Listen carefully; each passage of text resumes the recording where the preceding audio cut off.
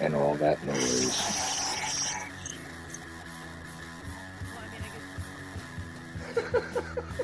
At the age of 19 in 1962, she was a... But I have the files. I read this stuff at the National Archives, and I read these other things. I said to myself, how can that be possible? The brain, pistols and fondle slap of choice, internet, professional wrestlers, and not just Ventura style. It doesn't matter where the information comes from as long as it's real. It's hard to get real information because seriously, they don't want you to just read two sources whenever I try to prove out one of these things. It's not. If you expect your government to tell you the truth, you're going to sadly disappoint another one of these things. Dear Lord, what a dirty old man, huh? Really? Can't be serious. Is this really how you want things to be? Come on. More hooker, eruptions, eruptions, whatever. Like Dave Powers kind of... Really? Allegedly broadcast live from Pima Region 2. Within the borders of the formerly united and currently occupied states of America, we bring you the Ochelli Effect. I damn sure know I'm an original. We have all these situations. I'd love to know why it takes 50 years, for that's that. For a 19-year-old girl to eventually get up to gumption to put these things out. And that is definitely that. You are live on UCY.TV radio. This is the Ochelli Effect. I am Chuck Ochelli. Of course, it's Tuesday night. It is Tuesday night, and I want to thank everybody who has tuned in across the span of different places you can tune in. Those who have come to the website as usual, those who have come across us via the other streams like the iTunes thing, the Shoutcast thing, the TuneIn thing, all those things. Thank you so much. But of course, again, it is Tuesday night, and that does mean on the Ochelli Effect we talk about the Liberty Beacon. And as usual, I am so happy to have in the first hour, Mr. Roger Landry. Good evening, Roger. How are you tonight, Chuck? Well, a question I almost don't want to answer honestly on the air. All right. Well, we all go through days like that. Believe me. We are going through some massive growing pains right now in the Liberty Beacon Project. We have several irons in the fire, and we're jumping from one to the next. But I don't know if that could actually be called a bad thing. Actually, it's a good thing. It's just that we're all living in what feels like the proverbial washing machine in the spin cycle right now, where everything is going so fast, and we're having all we can do just to keep up with the changes. But everything that's happening is definitely to the benefit of the network and all the people who support the Liberty Beacon Project. Absolutely, and I am one of those people. So yes, you are. I got to tell you, and I'll let listeners know that we did run a little bit of a test on the Liberty Beacon Broadcasting Network, which I'm not sure if that's going to be the exact title still, but nevertheless, they did run a little bit of a test, and I know that that's going to be very, very interesting. Stay tuned. I will point you guys to that, and I will be doing some work on that network. So, it's definitely interesting from that standpoint. You have various medical projects going on, scientific endeavors, shall we say, that are happening, which you touched on this show. There is also various websites going up in other languages in other countries for greater access because, as you are so fond of saying, after all, we have no patent on liberty nor tyranny in this country. So, the Liberty Beacon is not merely an American organization, but really a truly, and I hate to even use this term, but truly a humanitarian organization in that they are concerned with the efforts of all humanity to be the free, individuals that they are meant to be, or at least that's the way I see it. Well, I've got to say that, again, you did, that's one of the things I'm very fond of saying. America has no patent on either tyranny or liberty. The problems we face today via these globalists, via these self-proclaimed elitists, are global issues. If we think that we have a patent on vaccine issues, we don't. If we think we have a patent on GMO issues or biotoxins, we don't. If we think we have a patent on perpetual warfare, we don't. If we think we have a patent on political tyranny, nothing could be further from the truth. And to solve this issue in any one country merely slows down a tiny bit the efforts of these globalists because they just redirect energies to other places.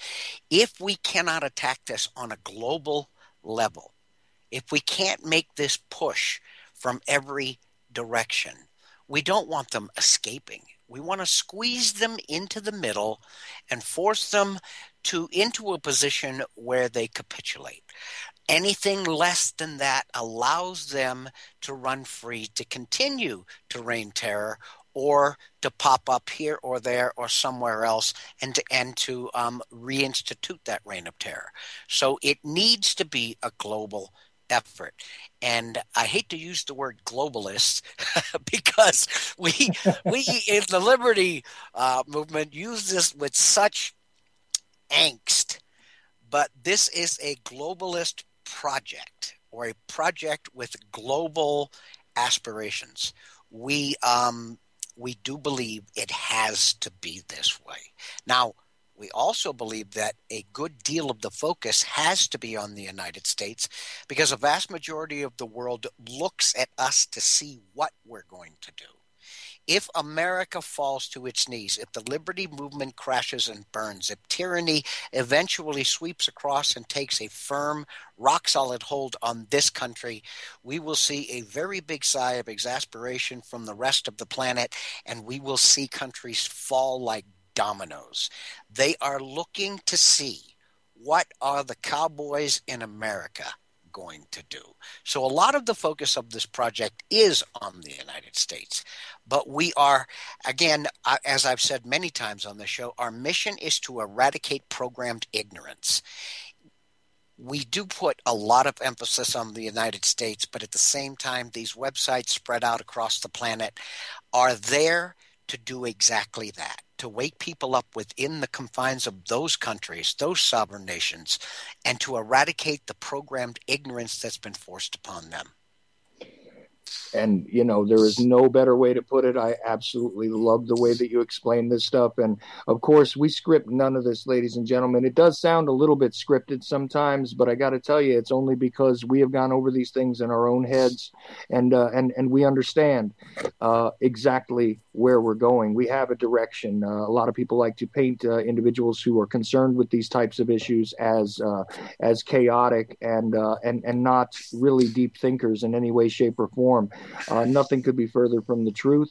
This is the reality, and I will make this statement, which is not necessarily Roger's view, but I'll tell you what, this is how I feel about it, and it is my show, so I'm going to say it. The bottom line is that if we allow the iron hand in the velvet glove that appears to be gripping most of our freedoms in this country and allow it to crush it and allow it to take them away from us one at a time, incrementally, all at once, it really does not matter. The fact is, if we allow this, it will not only be the end of life as we know it here, but it will definitely send shockwaves throughout the world if we lose this battle here on our own soil. I guarantee you that Roger is exactly correct when he says that we are looked to as an example. We always have been. And to say that you think of things in a global sense is not evil. Okay. No, I used the word globalist. Oh, yes, but that's pretty evil. It's pretty evil, generally speaking, and normally it is. But the word in and of itself, if we take a step back from all of the things that we have been uncovering, over the years throughout. I hate the term alternative media, because what are we the alternative to? No. We are the new media, or we are the real media, one way or the other, because we're not the bought and paid for corporate entities that, are only down to now, 6 that actually control Five, sorry, thank you. Five that actually control Well, that's all our of the topic for alphabet soup. today. Yes, and this, see, You're segueing for me. I love the way you segue. I try to, Roger, but sometimes you get a little excited. You go, oh, you're segueing for me. You point it out to Yep. the audience. You pull back the curtain on me, Roger. I don't know Well, what that's to all do. good. That's all good. Continue, please. But I was just trying to get down to what it is that we're doing and why it is we're talking about these things, and not just speak in generalities, but we're going to get into some specifics on this, why it is important to be the media as citizen journalists, as individuals who are chronicling our own times, and they are remarkable times. We have the opportunity to actually put an end to this many generations long cycle where those of us who are outside of, as George Carlin put it, the big club, really do get to have our say back. We might even get our country back. And hell, if we push hard enough and if we educate enough of our fellow men and women across this planet, you know what? We might actually get our world back. And wouldn't that be something, ladies and gentlemen? So, Roger has something that he wants to talk about tonight, and I'm aware of it, but I'm always fascinated, and you guys know I do shut up a lot when Roger's on. So now you get a break. You get a break from my voice for a while, and my pontification about the world around me. So, Mr. Landry, and I do say that with the fondest, greatest level of respect, Roger, my friend, please go on and tell them what you want to talk about tonight. Well, your lead in, your segue was ideal. Because what we're going to talk about tonight is an article that I just completed. And a lot of times I write an article specifically for a show I'm going to do. And I've done several for this show. I just completed this one about 2 hours before the show went on. And the name of this article, and I don't know if you have a chat room, you can throw that in. But if you would, please, Chuck. The name of the article is The American Mediaocracy, Hidden Lies via Scripted Truth. And let's talk about that a little bit. Let's talk about the ability of media to propagandize a society. We know for a fact, we've seen it throughout history. We've seen it in the days of Mao. We've seen it in the days of Stalin. We've seen it used in a very, very effective fashion in the days of Nazi Germany, where simply radio, because they didn't have iPhones and they didn't have cable TV and they didn't have big screen TVs and they didn't have hundreds of channels. They had radio. But the propaganda push that was put off across Nazi Germany convinced an entire nation to walk towards their own destruction.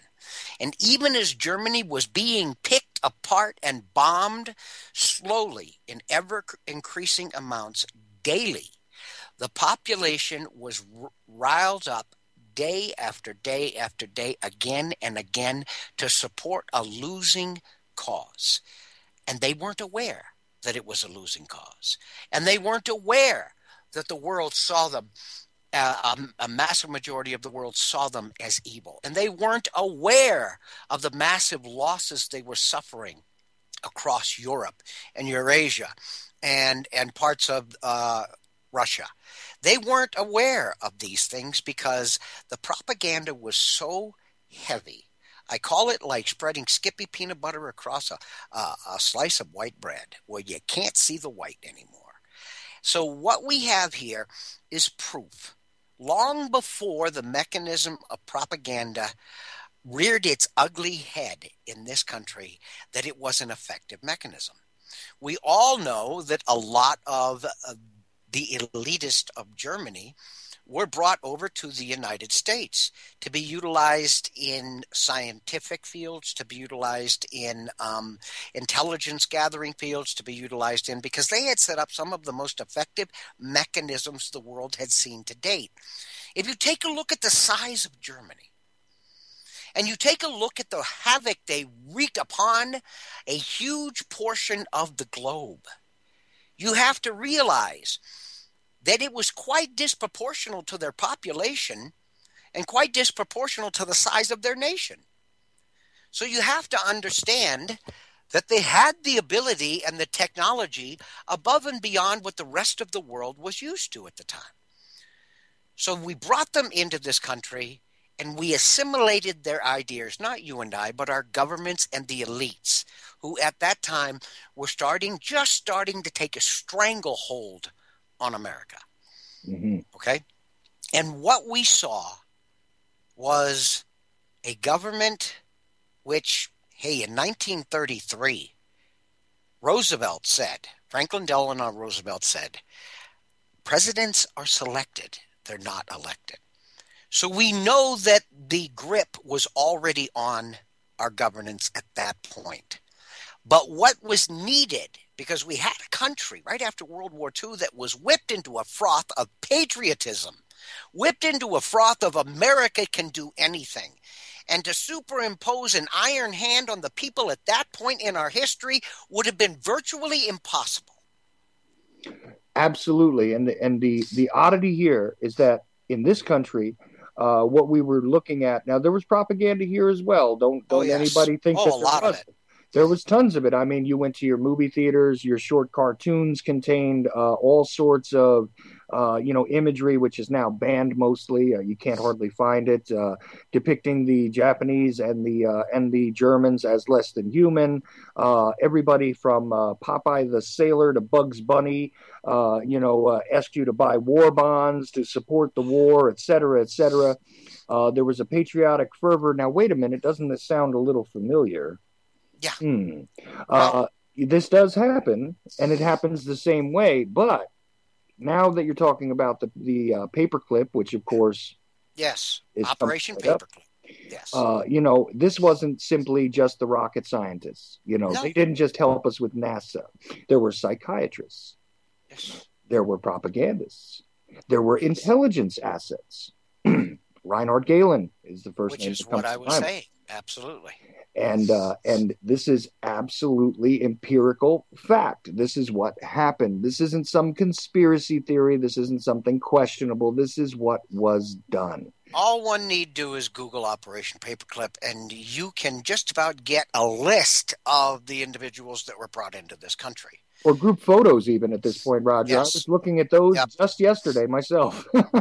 And what you find here is that a lot of the ideas and the ideals that gave Germany the absolute strength beyond its population and its global significance was what was sought after by these elitists. So let's move up into a little bit more modern times. Let's get into this article. Mm-hmm. Again, the name of the article is The American Mediaocracy, Hidden Lies via Scripted Truth. And I just dropped that link in the chat for those at ucy.tv there on the Chat Tango chat. I did drop it in there a couple of minutes ago so you guys can follow along. Sorry, Roger, go ahead. No problem. And as usual, I'll go through the article. I might make a couple of side comments because there is a video in there. And for those who don't have the link, I'll give you a short explanation of the video. But I'll go through the article, and then I'm sure Chuck and I are going to want to banter a little bit about this because it is one of the biggest issues affecting the population in this country today. And when I say affecting, I also mean afflicting. Mm-hmm. Okay, you cannot push back against tyranny if you're not aware that it's tyranny. You cannot push back against a lie if you're not aware it's a lie. And a lie if told often enough, and by people who we consider to be reputable, then eventually it becomes the truth in the mindset of those wishing to be propagandized. So let's get into the article. We all know that the MSM ceased being investigative reporters quite some time ago. It is heavily scripted now, the mainstream media. And in a very effective fashion, we are now exposed to only what those who wish us to see, those who would rule us, wish us to see. But something like this is hard to demonstrate, okay? What you will see, and again, we're talking about this first video, in the video is a prime example of the mass scripting, when a majority of news outlets across the country are parroting the same message? Well, as the saying goes, a lie told often enough becomes the truth, especially if delivered by the mechanism most mistakenly you and me, in other words, have come to rely on for their version of the truth or reality. It's not so, this video is not so much about the topic of the video, the reason I put it here, as it is about a choreographed mechanism of delivery utilized by the MSM. Now, for those who don't have the link, what you're going to find is this is a Conan video. Okay? And Conan is a comedian. We all know this. Okay? And just after Conan O'Brien's failed stint as Jay Leno's replacement on The Tonight Show, he proved the idiocy of today's media, mainstream media version of the news. What happened was, on his show, he made an announcement that two of the people that worked for his show were going to be married on his show, and he would be officiating the ceremony. And this was a same-sex marriage. And he proclaimed it as the first ever of its kind to ever happen. And what you see in the video and what his people got was they went around to about 50 or 60, and there could have been a lot more, but the video can only be so long, of all of these mainstream media stations across the country. And not only did they all report on it, but they all used the exact same wording. Now, I can tell you that if in 100 news outlets reporting on a situation, 3 or 4 of them use similar verbiage, it would be a coincidence. But when you take a look at this video and you see that all 50 that they represent here, and this is a great cross-section from across the country, across the entire country, all use the exact same verbiage. Exactly. This tells you beyond a shadow of a doubt that they were all reading from the same script. Now, we're not talking politics here. What we're proving with this first video is the mechanism of scripting the news that you and I get. The days of the investigative journalist are dead in all but extremely minute situations or occurrences, unless you go into the true media or the new media, and we do our homework, especially like on the Chuck Ochelli Show or in any show on the Liberty Beacon Radio Network. If you haven't done your homework, you're not going to be doing a show on that network, because it's the credibility that stands up. It's the credibility that brings people in. So we are the new breed of investigative reporters because the mainstream media has failed miserably at this.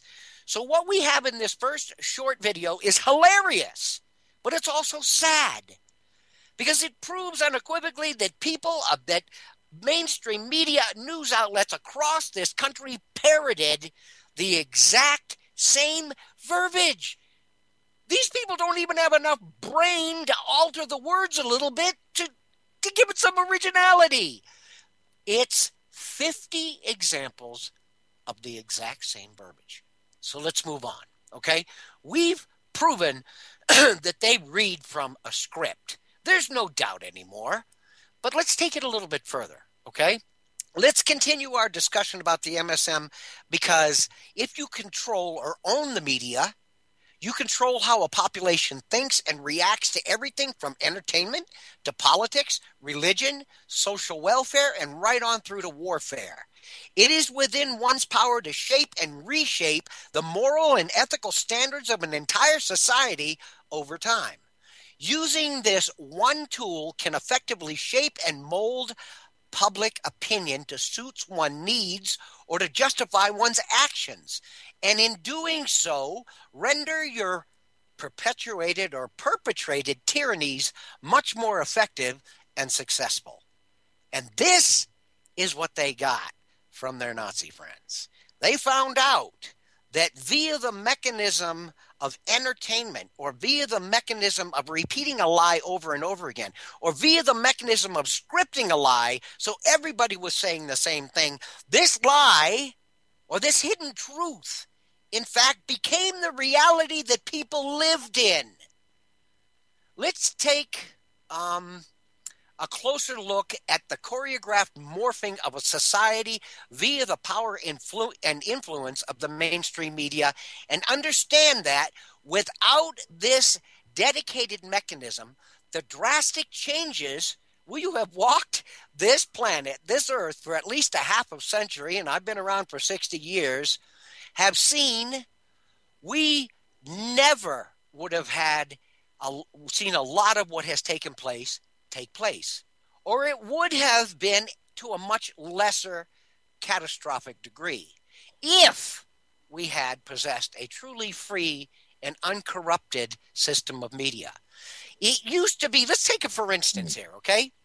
It used to be if a president or a cabinet member made a huge oops or generated a scandal, it was national news, with something as trivial by today's standards as Oval Office sex, threatening to bring down an administration to the ground.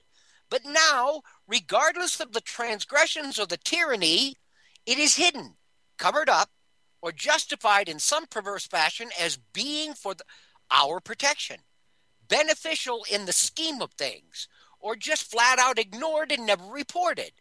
And this is but one example I've just given you.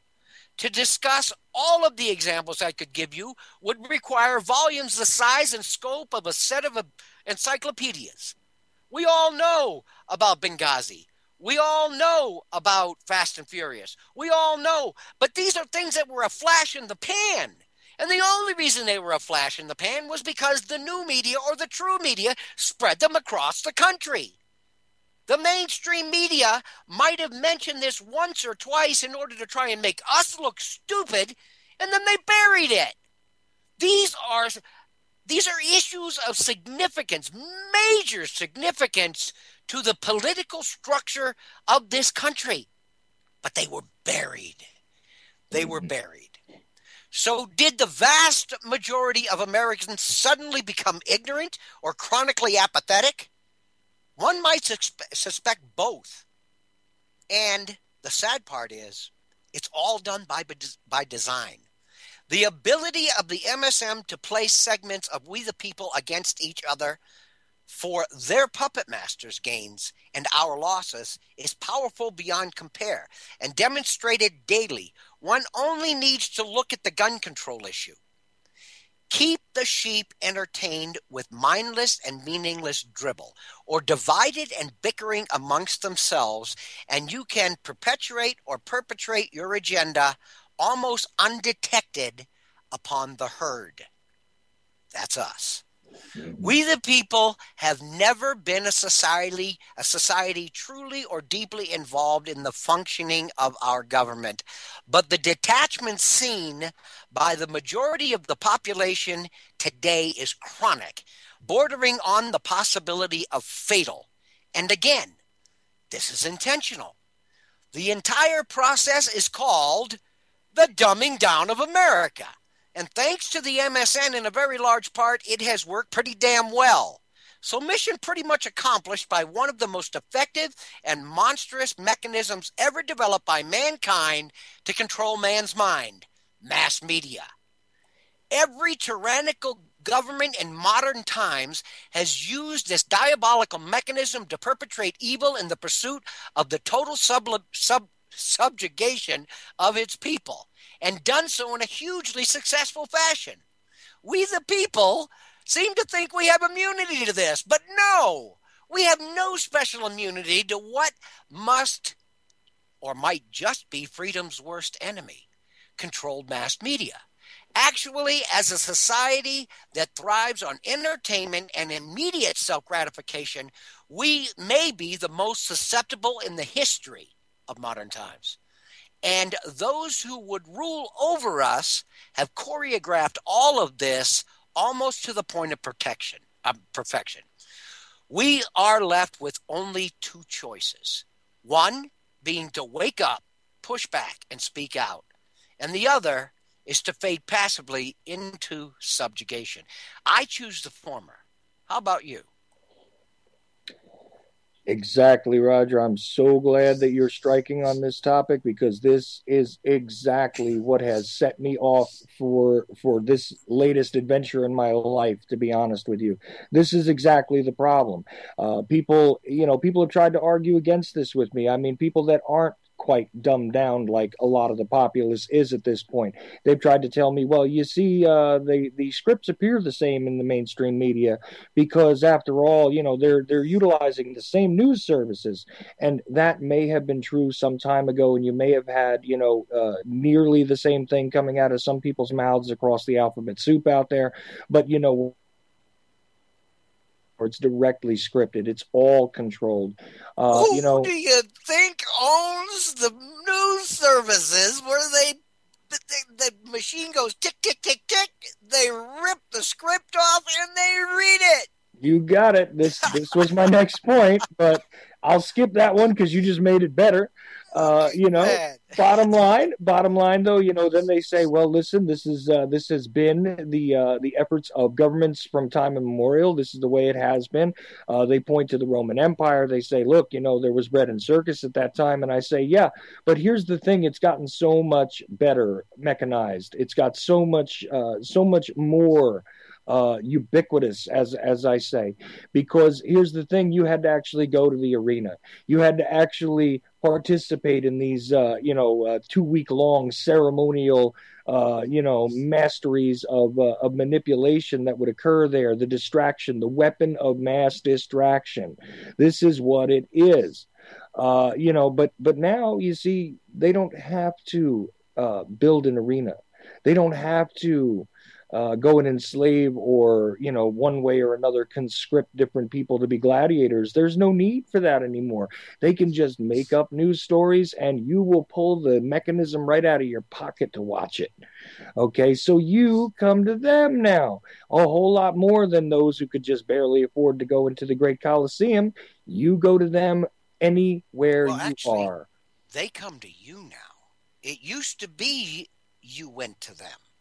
Well, now it's just the opposite. Now they are delivered to you in the most comfortable setting possible, sitting on your sofa with your feet kicked up on the ottoman, your Pabst Blue Ribbon popped open, or your Bud Light, or whatever it is, a joint or a cigarette and burning in the ashtray, the kids running around in the other room, and you sucking it all in. See, but the entertainment comes right to you. That's what I mean. And you're right. I should have made that more clear. The entertainment comes to you instead of you going to the entertainment. You're right. That is exactly it. But of course, this is not, just some sort of happenstance thing that occurred just because we have technological advances. Oh, no. No. See, the newspapers aren't working anymore. Nobody's reading them. Okay, the electronic media, even the television media, is really kind of dying. That's why it's all out in the internet now.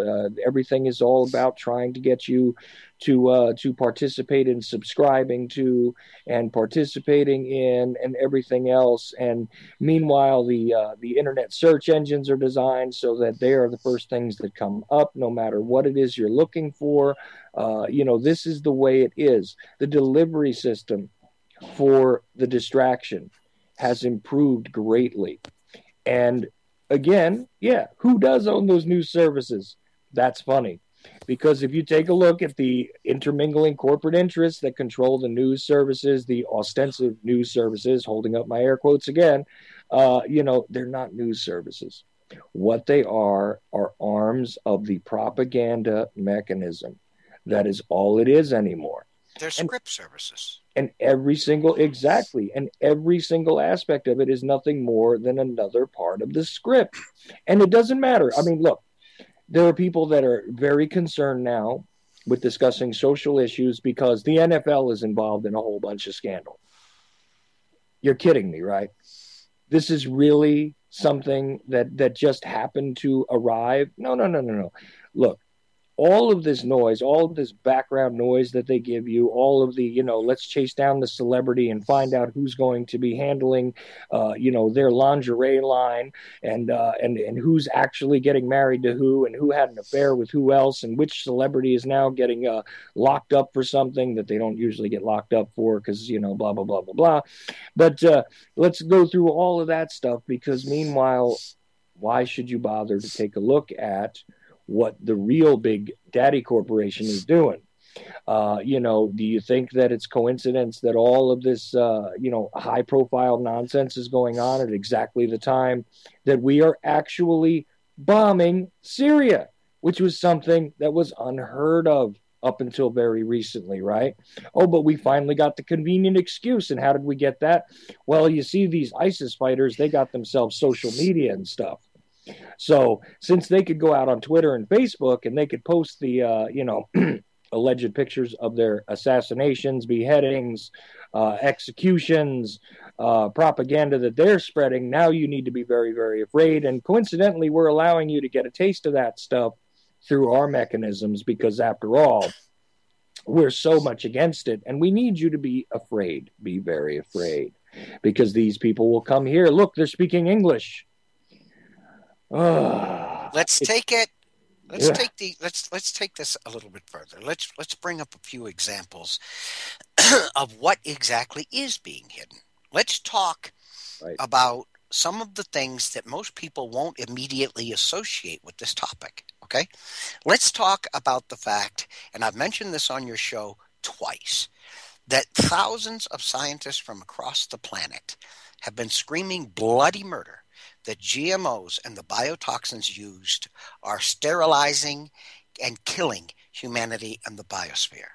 We have countries across the planet that are absolutely banning or severely restricting the use of these biotoxins or the growing of these GMOs within their sovereign boundaries. The United States, you don't hear a word of it. Let's go to the next one. Okay, we have a huge scandal that just broke on the CDC, where it is proven through their own peer-reviewed research. The CDC did the research, proving that vaccines, especially the MMR vaccine, measles, mumps, and rubella vaccine that every one of our kids gets, every single one of them, okay, unless you live somewhere where, out in the boonies somewhere, and you're a total hick, gets this shot.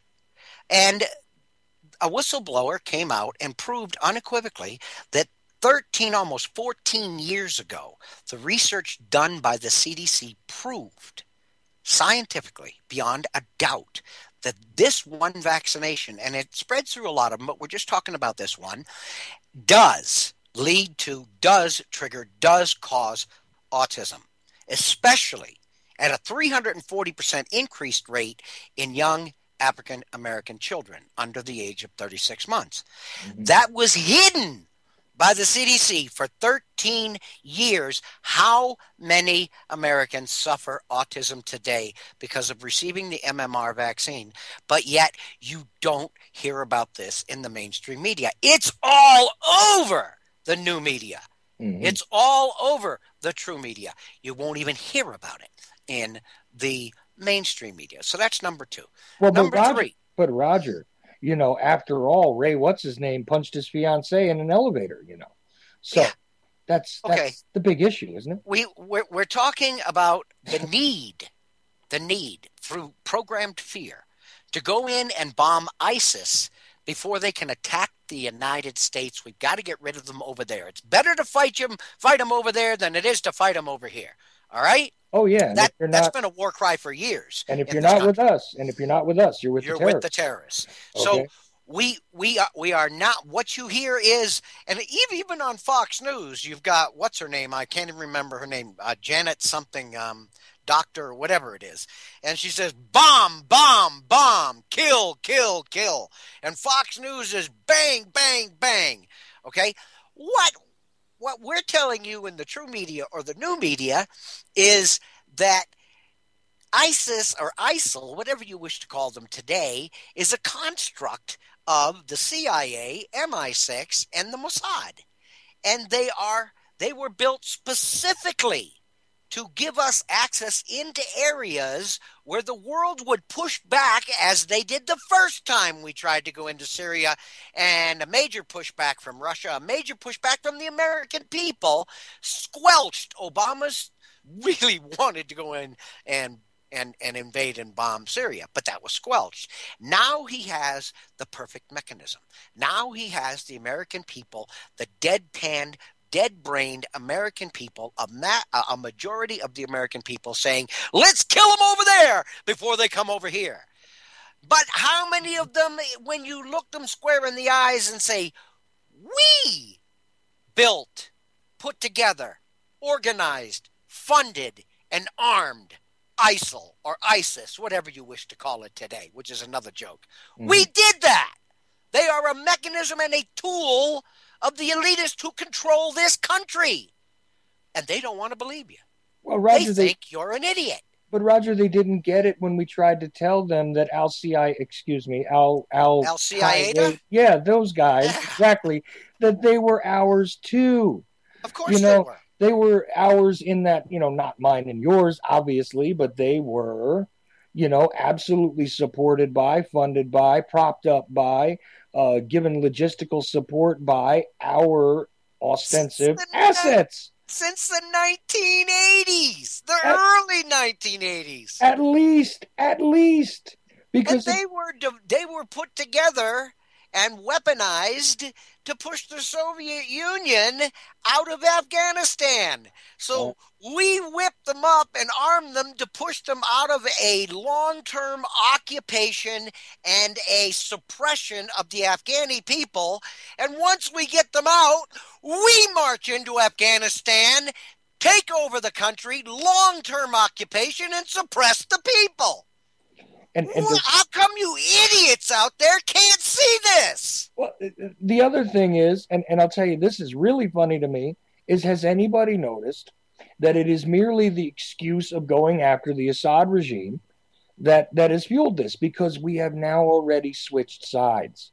Does anybody else see this? We are, Roger, do you know what I'm talking about here?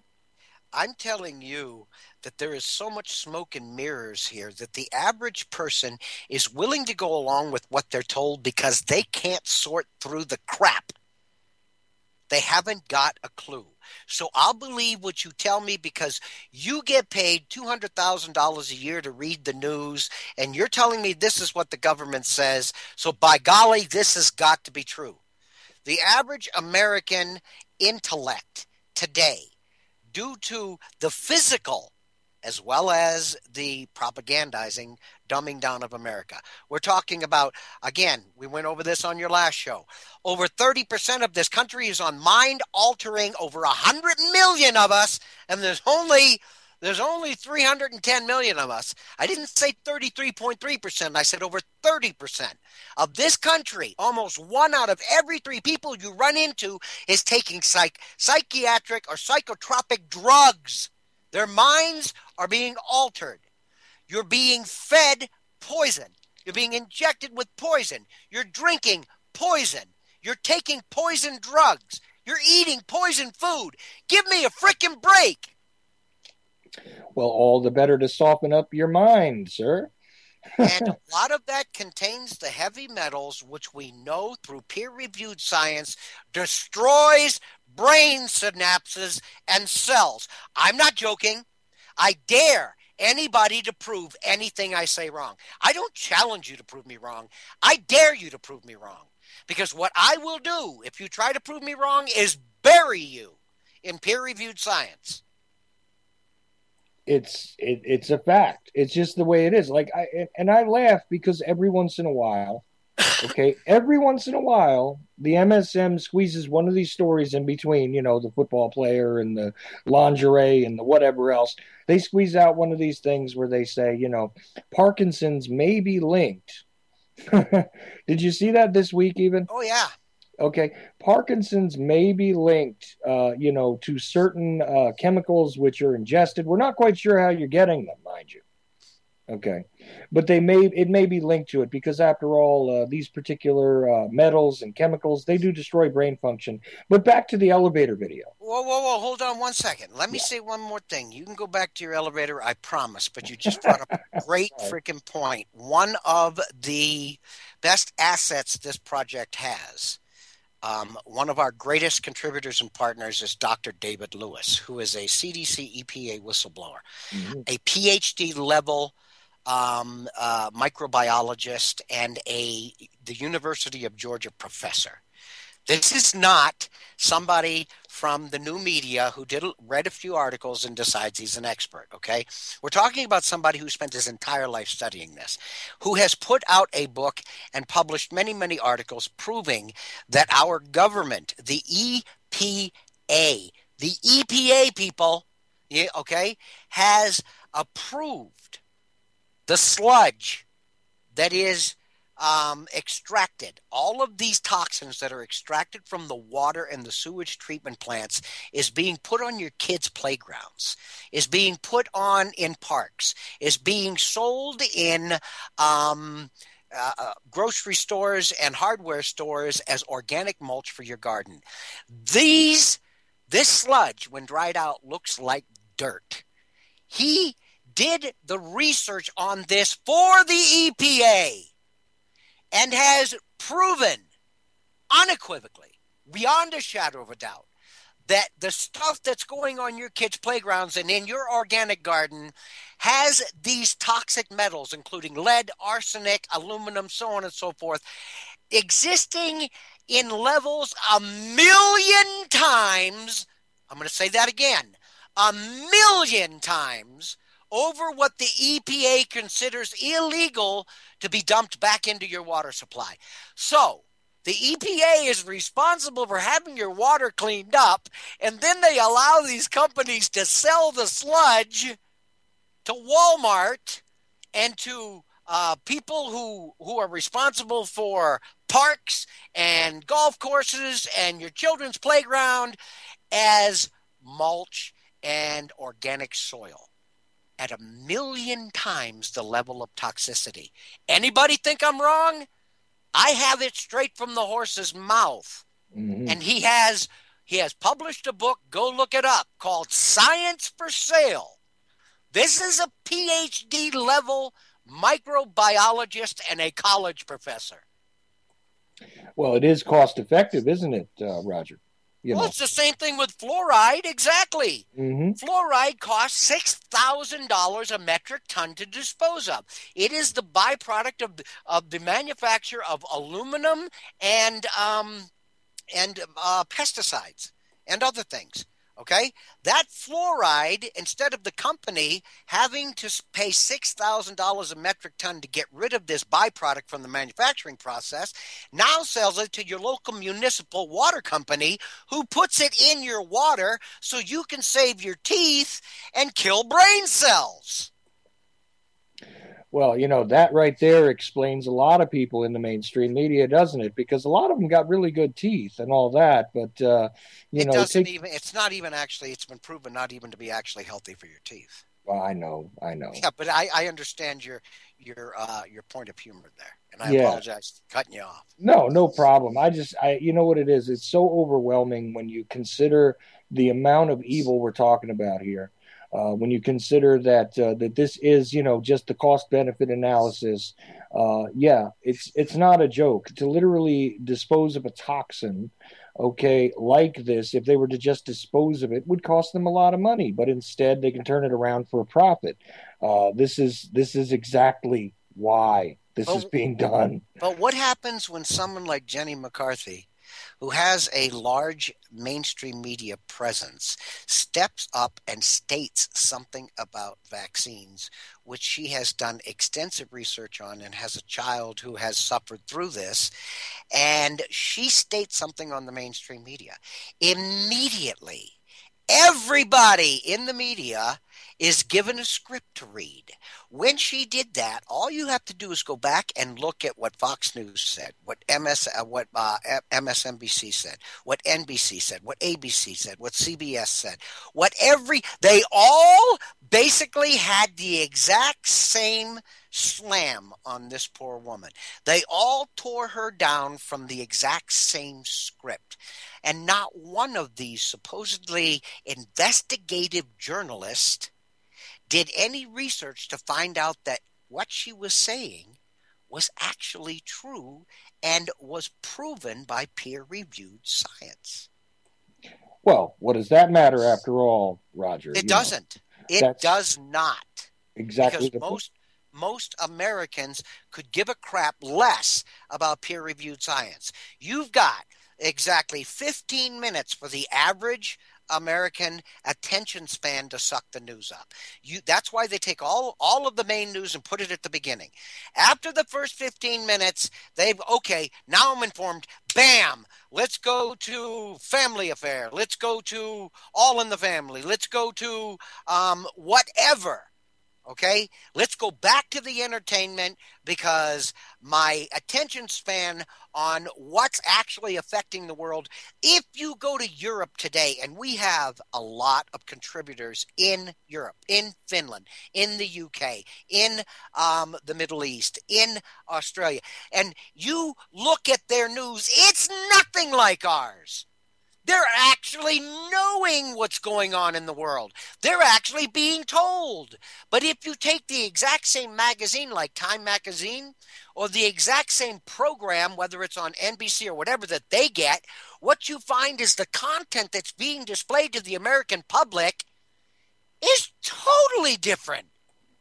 We get almost nothing about what's going on in the world. And they don't want us to. Absolutely not. From a first-hand study of my own, okay, there was a difference when there was the independent satellite dishes in this country, which didn't last too long, if you notice, folks. Yeah. Okay, they didn't last too long because it gave us the capability to pick up transmissions from other continents. Okay, and we could see what the other continents were actually seeing. I could watch the BBC if I had my satellite dish in the right direction. I could watch, the news network in Germany. I forget the name. You can still do that on the internet. There are some internet feeds you can get that have a lot of foreign feeds on them. Oh, yes, yes, you can. But in the mass media, what did they do? Even when they brought Al Jazeera, for God's sake, to this country, okay, what did they do? They created Al Jazeera America, BBC America. Why? Because there had to be a sanitized version. RT America, yep. But there you go, another good point. RT America. All of these news agencies had to establish an American bureau in order to filter the news to you.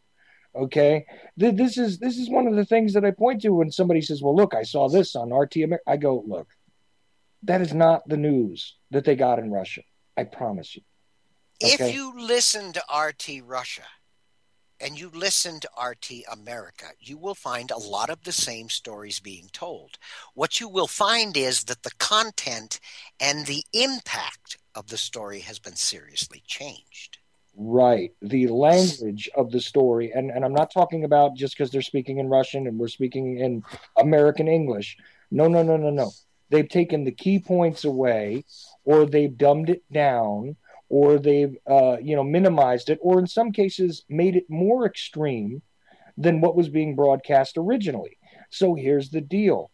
American news is literally constructed just for those who don't think.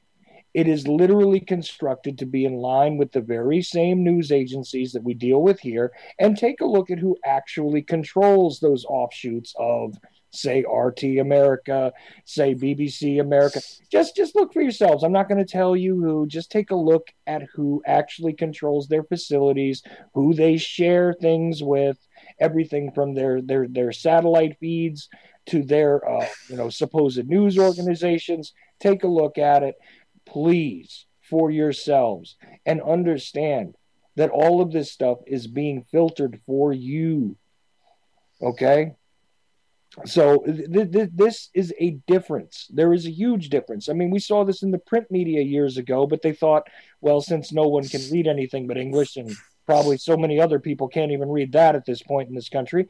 It would be a big deal because you could print an article in Italy that no one would ever hear about in America. You could print an article in Istanbul that no one would ever hear about in America. You could print an article in Finland or Iceland or wherever else, and no one would ever see it here. Okay, but not anymore. Not anymore. Because we have websites and contributors in all of those countries. I would like to bring one more thing up real quick about this article that Chuck gave you guys, everybody listening in the chat room. And again, the name of the article is "The American Mediaocracy: Hidden Lies via Scripted Truth." There is a second video in there. And I would like everybody, even if you're not in the chat room and you can't get a hold of the link, write down the name of this article.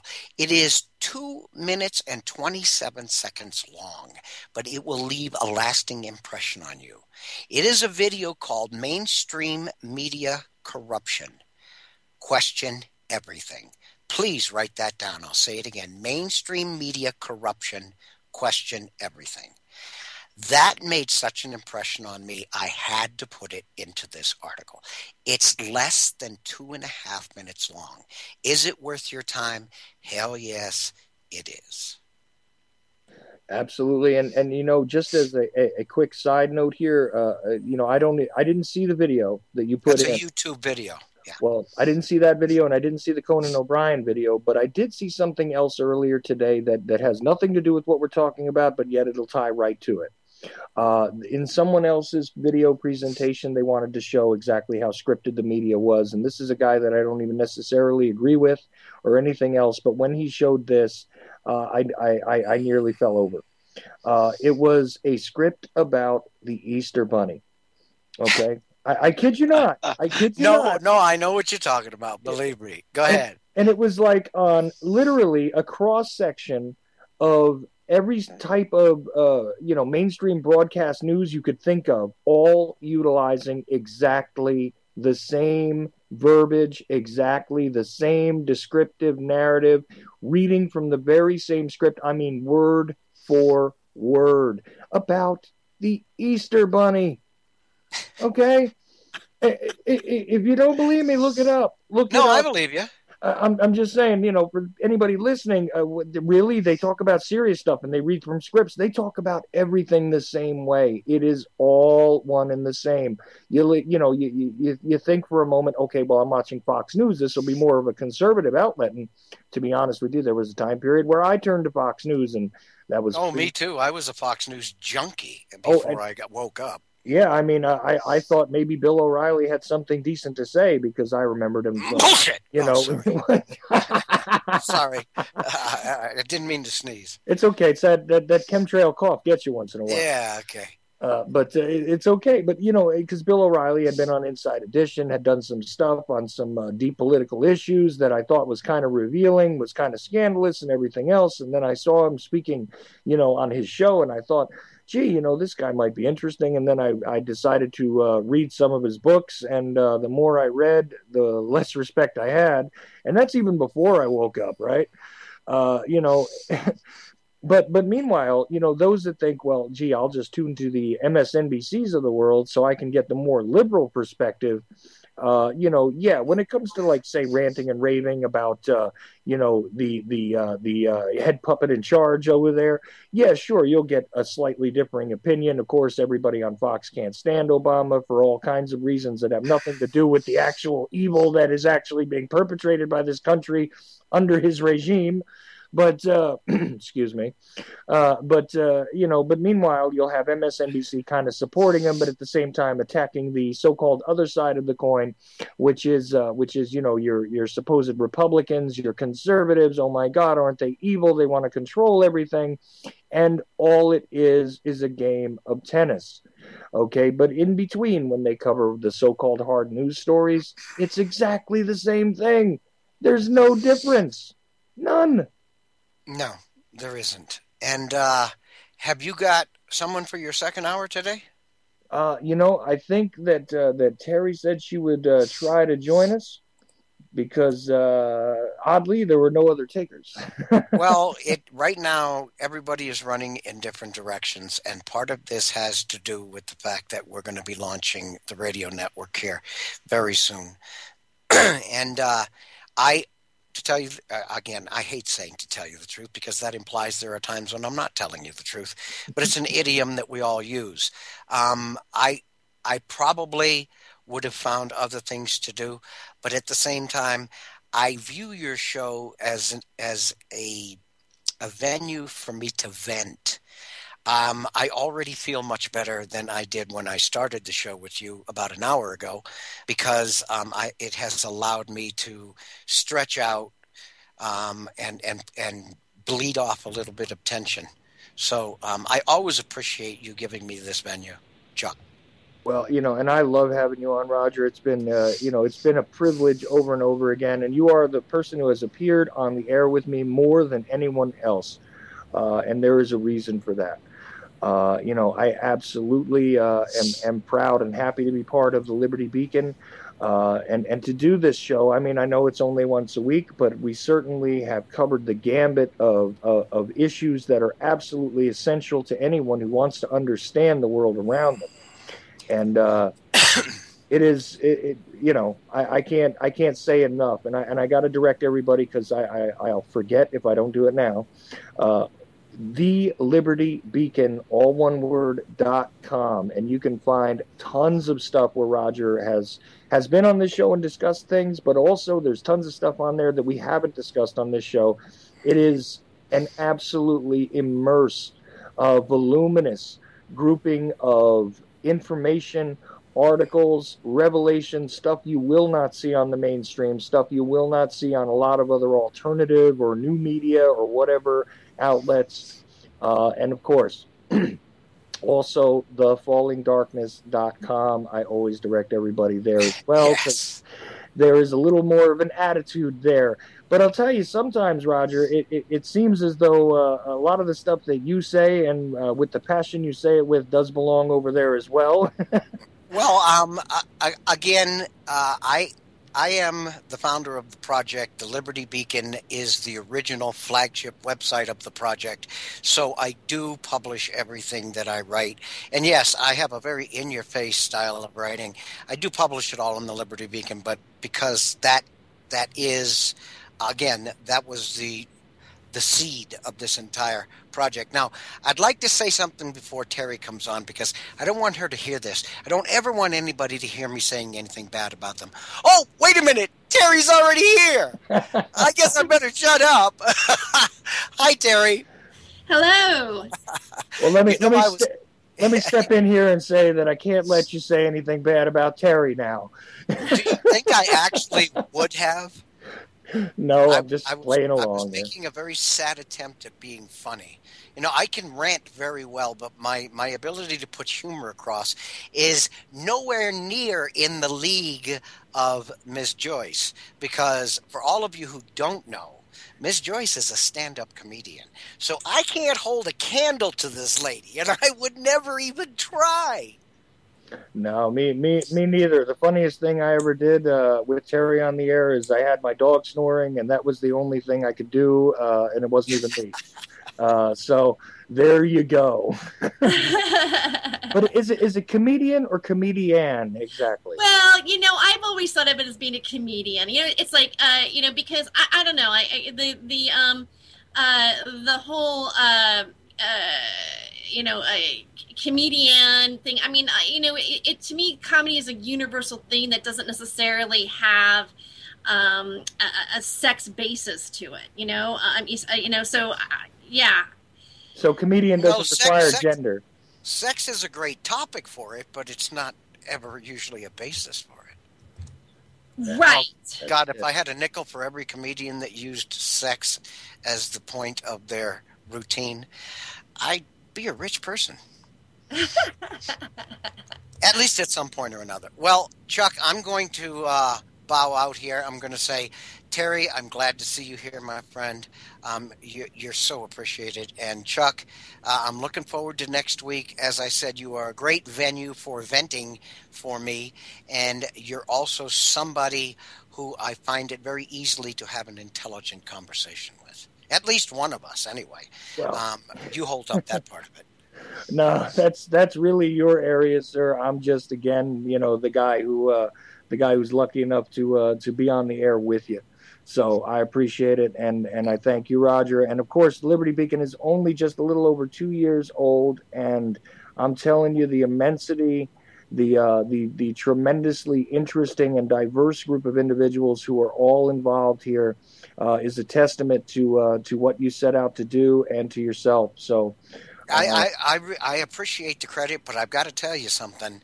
These people that are within this project, as soon as I found some, as soon as I talked to Terry for the first time, I absolutely knew that she would be a huge asset to this project. And that is proved well in excess of my expectations. The same with Randy Mogans, the same with Leslie Katzmeyer, the same with Lucille. All of these people that have stepped into the project, including yourself, you guys make this project up.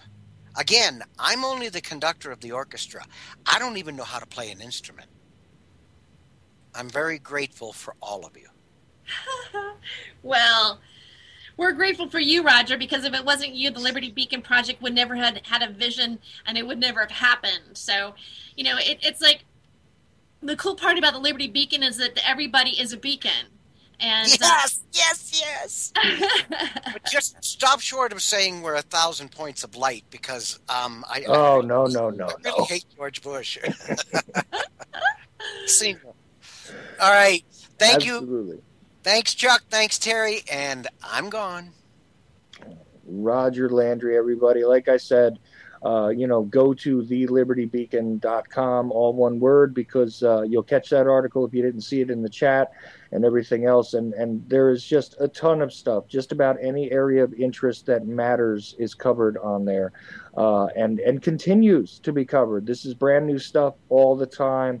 And like I say, there's just so few really good places to go for information, and all of the exciting projects that are going on within the Liberty Beacon are just I have no description for them at this point. They're just the way things ought to be as opposed to the way things are, and what else can we ask for? So, Terry. Yes. How are you this evening? Well, I have to say that I'm having the most unusual time in life right now. It's super exciting and fascinating, but it's also very psychotic. Whatever is going on with me personally and creatively has caused a bit of hysteria. And there's some psycho people that are coming out of the woodwork, so it's very strange on some level, to be honest with you. But also really, really, really great. But it's also a little scary. One of Terry, the things. Don't be too afraid. I'm going to tell you before you even get into the details of this that once the psychos begin to really come at you, that means that you have struck a proper nerve. You have done something good, because that's what happens. I'm telling you. Like I told you about the whole, hemp thing and literally the marijuana thing. My simple statements about basically, and I'm not an activist even. My simple statements caused me to lose people that would come on my show and everything else, all right away. So you're a drug guy. You know what I mean? You're one of these people who just wants to party, and that's all. Oh, so that's what's wrong with you. You smoke too much dope, Right. And I'm like, wow, I must have struck a proper nerve here. So feel encouraged. Don't let it scare you. Don't let it frighten you. Obviously, take your precautions like you need to, and always be vigilant. But at the same time, crack a smile once in a while, because I'm telling you right now, it means that you did something right. I promise you that. So go ahead and tell us about it a little bit. Well, there are things that are going on. Okay, for example, James Wright. James Wright's been on the show quite a bit. James Robert Wright, and also Stephen D. Kelly's been on the show, and we are doing something really exciting in Hollywood. We've decided to put a anti-Illuminati Halloween Ball 2014 together, where we will be mocking the elite. Just a different way of making a statement, but kind of, having a party and fun. I'm going to be doing some stand-up. We're going to have a band playing on the show, and we're going to be We're going to be on the radio, simultaneously broadcasting on Revolution Radio and People's Internet Radio, and we're also going to be doing a pay-per-view live stream of the event, so you can see what's going on, show, everything, and it's this big shebang. And we have been working with another guy named Buddy Plant, who's very pro marijuana, obviously, and has created cartoon characters, persona based on getting really important information out to people. He's very clever with what he does. He's also done another cartoon called The Smith Show, where all of the characters are CIA mind control people in the witness protection program, running a restaurant in Hollywood with an alien, gray alien background. It's very bizarre, but I'm kind of thinking it's not too far off the mark, possibly in many ways. You know what? I never heard of that the Smith Show before. I got to check that one out. Yeah. Yeah, that sounds right up my alley. I know it's super cool, and very, very different, and it's gotten its first season out. Anyway, Buddy Plant has a studio in Santa Monica Boulevard, and it's across the street from a cemetery in the Hollywood Forever Cemetery, and right next to that is a Scottish Rite Freemason temple. Okay, and which is kind of odd. Quite the wild nexus there, because and people have been asking me about this Illuminati Halloween party, and I'll tell you something. The more I hear about it, the funnier it gets to me to begin with, because I think it's just hysterical. There is nothing better than to utilize humor, in my opinion, to make a point when it comes to this kind of stuff, because after all, if we can turn them into the joke as opposed to the great dark apparatus, and I don't even want people that are aware and are awake and are freedom loving and liberty minded to be so in fear that they cower to this stuff. The more we poke fun at it, the more we put that kind of spin on it. I think we're doing a real service, and when it comes to this kind of stuff, and let me just mention really quick before, because I know I'll get lost in a conversation with you and forget to mention it. You do the Freedom of Joyce show. Yes. Which is on Revolution Radio. Yes. Which I actually popped in on last week. Yes. For a minute, I bet you thought I was kind of stalking you there for a little bit, because I seemed to show up on a couple of different shows, whether you were announced to be there or not, like not at all. Kind of messaging, but I wasn't. It just so happens that I ran across you there because I remembered to look up Revolution Radio, and the one day you were on there with Bernard, and that was sort of a roundtable discussion. That wasn't your show. But Freedom of Joyce, and also you have that blog now. Are you doing anything with that blog still, or? Yes, I am, but I've been a little bit delayed on making any entries on that, because a lot of my time right now has been, getting to California, and then also, we're doing the Liberty Beacon Project launch with our new media, and then also this show coming up has really kind of thrown me off of my actual blogging. But yeah, I'm gonna be back up and running on that blog. It's sponsored by the Liberty Beacon Project, and we'll be making entries in it very, very soon once I get things more settled out in terms of once the network launches and we get up and running. And I mean, right now all the hard work is happening because we're doing the beta launch, and there's the scheduling of the hosts, and it's putting the structure up. And mainly we're putting the structure up without even having any money for the structure. You know what I mean? So it's amazing that I feel that many of us are creating out of thin air. But isn't that the way creativity happens? I guess it does prove that it's not really about the money. You can still get a lot going because we're mainly working on a volunteer basis at this point. But I think this is the hardest work, because once it's going and everybody's in place, then it's just a matter of like running the shows, and you've got a structure, and you just add other people, to the lineup, etc. So that's going on. So that's taking a big chunk of time. One of the things that has, and also with this Hollywood Illuminati ball going on, there's some people that. It just seems like, Stephen D. Kelly had a little bit of a stalker going on, and he implicated James Robert Wright in it. James woke up this morning. Somebody punched him in the face while he was sleeping. So he has a black eye and a scratch on his eye that looks like it's, somebody punched him with a ring. And what we feel happened, they didn't take anything in his house. Basically, they came in, probably punched him out so he was knocked out while he was sleeping and didn't realize that he was attacked until he woke up this morning. So that's very, very bizarre. That's going on. I have, another lady that is seems to be a fan of Stevens, and is rather jealous of perhaps what she thinks is going on between us, and so she is smearing my name. She's smearing my name. She's making comments on Facebook that I know she's talking about me.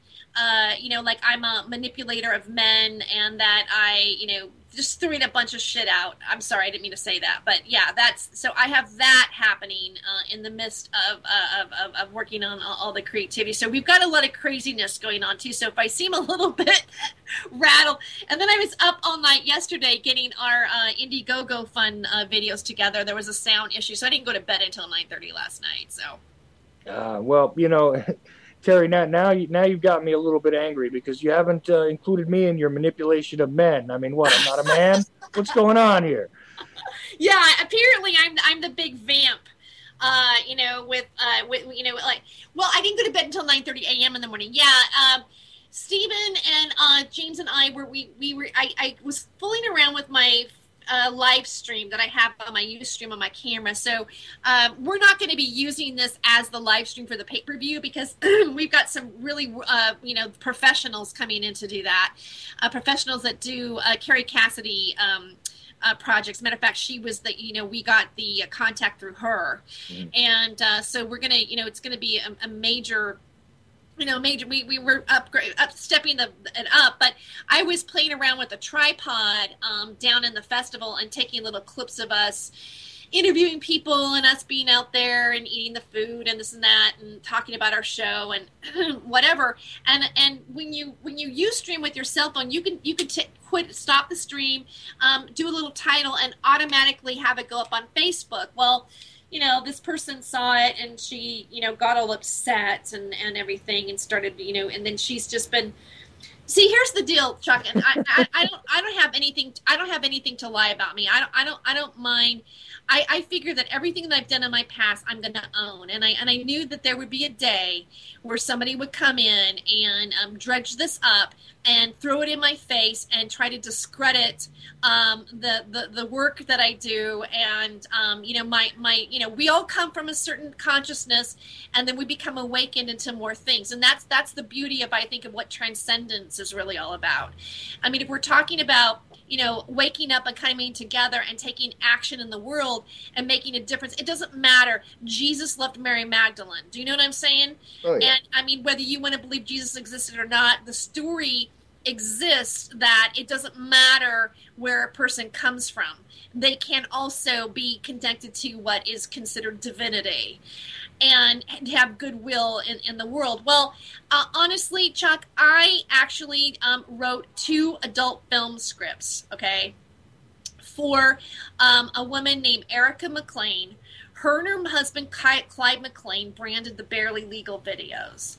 And I have always had respect for Larry Flynt because Larry Flynt, even though as vile as you would think that, what he put out there in terms of the press and whatever, he went all the way to the Supreme Court to defend our freedom of speech. All right. I don't care. I mean, to me, he's an icon for this. And a lot of people don't seem to, really understand.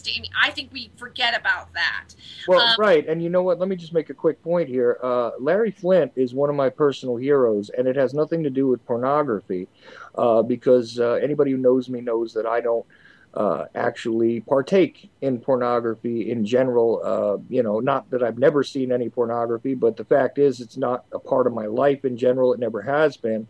But again, Larry Flynt's position regarding free speech, Larry Flynt's court cases and everything else, I don't care what the material is. The fact is that we're talking about somebody who took a stand for the rights that were supposed to be, the rights that we are all supposed to have in this country, that little pesky document called the Bill of Rights, the Constitution, all that kind of good stuff.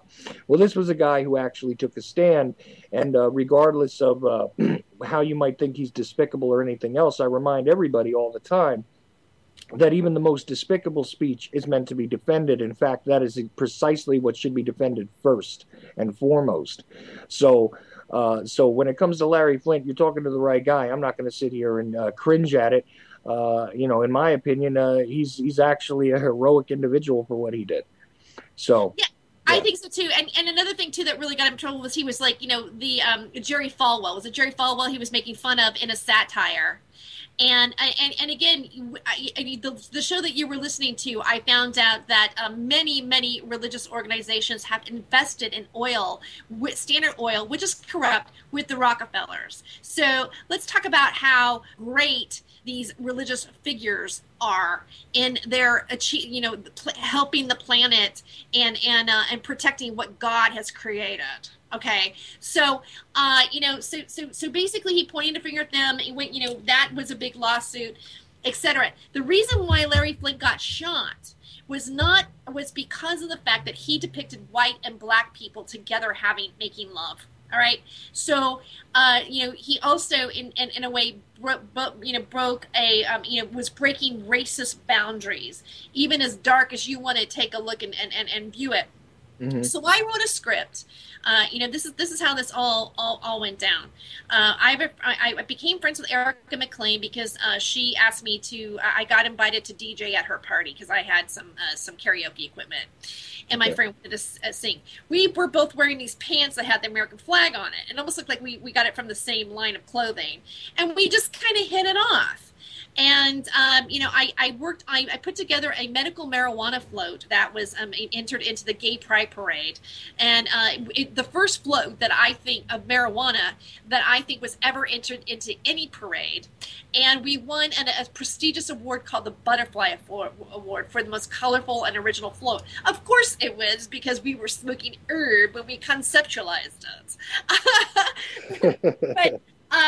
And so Erica was part of that, and some of the adult entertainment industry actually helped us fund it, although we did not put their name on it, because in the adult entertainment industry, you cannot depict any type of alcohol or drug use associated with the industry. That's taboo. It's illegal to do that on camera or film. Now, from my understanding, this is what I grew up understanding, and because I am an artist and into filmmaking, my brother was... I've always been interested in erotica films, for example, Red Shoe Diary, Zalman King, Red Shoes Diary series. I'm a big fan of Anais Nin and her writings and her diary, and I love the movie Henry and June, which was an NC-17 film. I've always been interested in, and I'm curious about our sexuality and how it's suppressed in our society, and how it is it's an energy that's very, very powerful. Let's face it, the elite do it to create a certain power, and they have the upper hand on it. Whereas, when two people come together and they energetically, use that feminine and male energy, or, whether it's the same sex or not, it doesn't matter. Usually there's somebody that plays those opposite of roles, is part of the combination of the birth of a lot of different things. And I think that's one of the keys that's missing, that's misconnected between people. This is where I've come to now, and in my own exploration of everything that's going on. Most things are done, with the in the base root chakra. The reason why I think that we have what you would consider pornography is that we are somehow repressed in a way that people are needing an escape to go to, because you always want what you can't have, or you feel particularly guilty about. And this is a lot about our religions. When I was writing Hardcore Circus, which is, by the way, the plot line is that we live, the movie starts out with Christian protesters in front of the Larry Flint building. My friend coming out of, she plays herself, she comes out of the building, and Kimberly Kane from Cox 11 News asks her, do you think porn degrades women? Which I'm very proud of the fact that there's a film where it's the very media itself is being questioned. I mean, who knows? Maybe somebody fast forwards it to the good scenes. I don't know. But, this movie actually has a plot line, and Santa Barbara University actually teaches adult filmmaking because it is considered an art form. And if you go back to the days of Behind the Green Door and The Devil and Mrs. Jones, and these films, Deep Throat, these films were films that the average housewife broke through, and people were watching. And Deep Throat went all the way to the Supreme Court as well. So, all these, in this time, I watched a documentary where they said it wasn't so much about the film, but it was about the statement, the porn or the sex. It was about the statement that they were making when they did it. So there's all these different kind of factors that take part in this world. So when I was writing it and we conceptualized it, that's where my head was going with the plot line. And basically, as it goes on, the lead character, Erica, slips on a bottle of lube and hits her head and goes to the circus where everybody is sexually liberated. Now, when I was writing it, I watched a documentary about celibacy and religion. And there was a behavior psychologist that said, if we can control people's sexuality, we can control them. If we can control people's sexuality, we can control them. So I started to think about how we are controlled sexually, and how maybe that's part of the program and the ultimate plan of keeping us into, also part of that slave mentality. Well, this is absolutely correct. I mean, repression of some of the most natural instincts, is definitely part of the program, and no one can deny that sexuality is part of that natural array of things that that we are, granted simply as beings. Okay, and this is a fascinating topic, although one of those topics that quite a lot of people don't want to cover, because of the negative backlash from the more repressive sort of institutions, religion among them. But there is this. There was sort of a change, a modification of this when it came to the media regarding that time period where you're talking about with Deep Throat and all that. And I was actually enjoying the plot line you were laying out there, because I've never seen this film. But of course they would go to the circus, because now there's a whole lot of interesting sort of double meanings to what goes on there, right? Right. So, bravo to you actually for conceptualizing something that I think was, at the very least, deeply textured intellectually. So I just wanted to say that really quickly, but go ahead. Yes, I thank you very much for getting that, because a lot of people just go, what the hell have you done? But my family knows about it. I don't hide things from people that I love. I always told my mother, I said, you will know it first before somebody comes up and says, oh, your daughter did this. And she goes, thank you, Tara, I really appreciate that.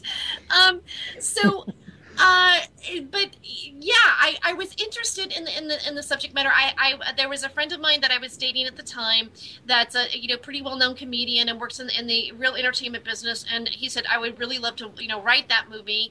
And I said, yes, but I'm in the Writers Guild. And he said, maybe I can write it under your name. And I said, well, that's weird, because and he goes, no, I'll write it through your eyes. So we actually conceptualized this on a couple table meetings, and and then I wrote it. And so, and then what's really cool about it is some of it's in Super 8 black and white, film. I mean, it's very artsy. When they go to the circus, everybody's in steampunk. I mean, I am in the film, originally I had written myself a non-sex part, but because of certain circumstances, I did step into a scene for a reason, which most of that is completely cut out of the film, and the scene that I am is kind of the Fellini scene, with a very famous comedian who's passed away now named Blue Irish. She was very popular on the Howard Stern show, and that was also kind of the thing. There was sort of a mainstream kind of thing. So you do see me do something sexual, but again, really not much more than what you would normally see in a movie anyways. And so it's extremely minor, extremely light in terms of my involvement in it. Ron Jeremy's in it. It has an all-star cast, and it had 6 AVN Award nominations. So it was not a film that went like on the shelf once it was made. So bottom line here, though, is that you did a sex scene, you pervert, huh? The guy was wearing a mariachi outfit, so. Oh, that's just way over the line for me now, Terry. I can't handle it. I don't want to hear about what happened with his guitar or anything else. I mean, my thought was I'm a comedian. I mean, what's going to happen? I mean, so what? Because you know what? Now I can have this dialogue, and I can talk about it, and I can look under the covers and go, well, what's going on here? What was my motivation? What is my eyes walking into that world? That you can't buy experiences like that. I mean, who doesn't fantasize on some level? Some people going, well, what would it be like to be in an adult film? You know what I mean? Or what goes on there? I will say this. It was one of the best sets. I was treated with such respect. I know that there's the seedy aspect of this. I know that there's the scummy, seedy drug aspect, yuck, gross part of everything. But this was not one of those instances. And, there is a definite cross between mainstream media and adult filmmaking. If you go to the AVN Awards, you've got the major comedians are hosting it. When I went to the AVN Awards, Dave Attell was the host, and Margaret Cho gave an award away. And there was Dave Navarro, who, obviously people think he's satanic. But there was but at the same time so this is not, I mean, the woman who won the award was in a Steven Soderbergh movie that year.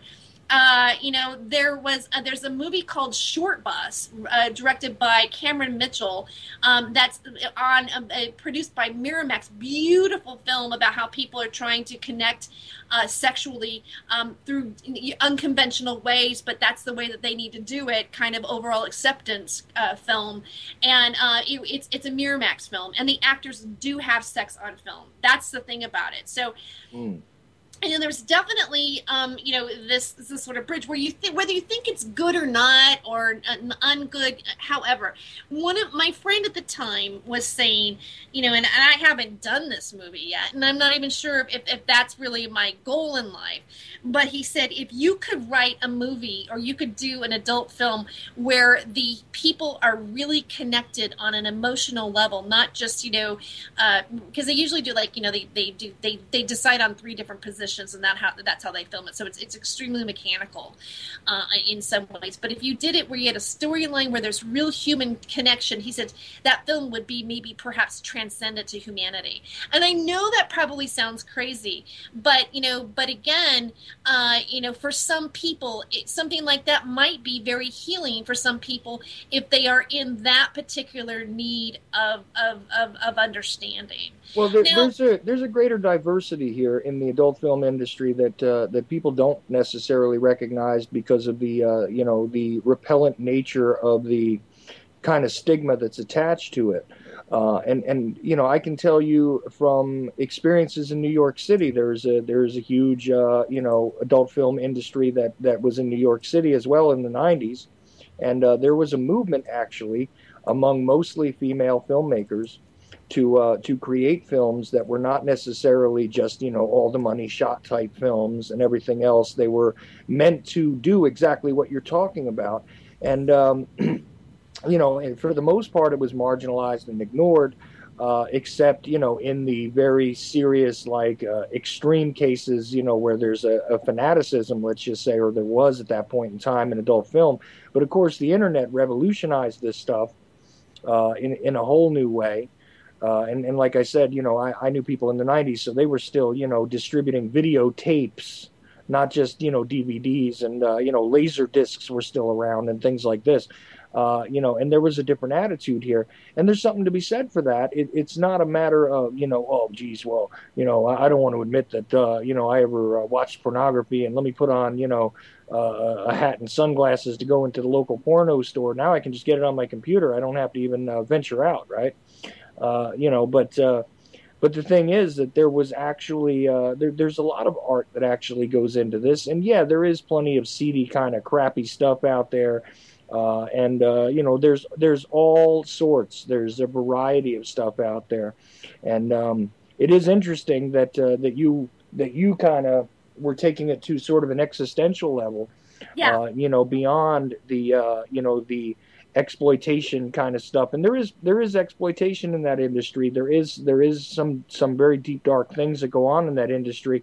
But I argue that even in what we consider mainstream films, there are the exploitation of personalities and individuals who are performers, by various means. I mean, we've seen people that are managers controlling, supposedly mainstream performers, via drugs, via psychiatry, there's no end to that particular rabbit hole, in fact. And these are people that are not performing in the adult film industry and being exploited per se, in that sense. But there's plenty of exploitation, in entertainment in general. And I don't think that any actual area of it is immune.